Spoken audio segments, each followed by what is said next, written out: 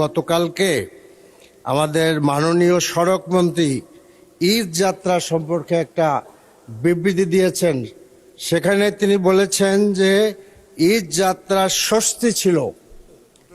তো ঈদ যাত্রার ষষ্ঠীটা একটু আমি আপনাদের সামনে বলতে চাই আপনাদের মাধ্যমে। আমাদের আর বিআরটি এর রিপোর্ট অনুযায়ী এই ঈদ যাত্রায় 170 জন মারা গেছে, আর হলো যাত্রী কল্যাণ সমিতির রিপোর্ট অনুযায়ী 370 জন। এরপরে আমরা দেখলাম যে দৌলতদিয়া একটা আস্ত বাস পানির নিচে চলে গেল।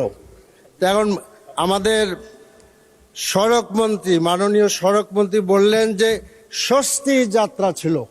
তখন আমার প্রশ্ন হলো যে আর কত লোক মারা গেলে তিনি অস্বস্তি বোধ করবেন? এবং মাননীয় স্পিকার, আরো কথা আছে। এবং এই যে দৌলতদিয়ায় এত মর্মান্তিকভাবে লোক মারা গেল, সেখানে সড়ক মন্ত্রী গেলেন না।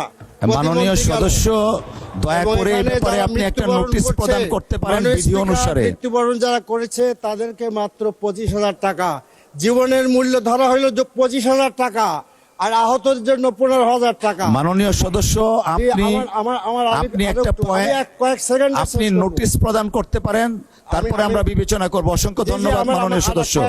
কয়েক সেকেন্ড আমি চাচ্ছি। এখন আমার প্রশ্ন হলো যে এইরকম একটি কন্ট্রাক্টরি উনি বিবৃতি দিলেন, কারণ সড়ক মন্ত্রী কি এ ব্যাপারে আমরা যে ওয়েস্টমিনিস্টার ফলো করি, ব্রিটেন হইলে তো তিনি পদত্যাগ করতেন। তিনি এরকম করে চিন্তা করবেন কিনা?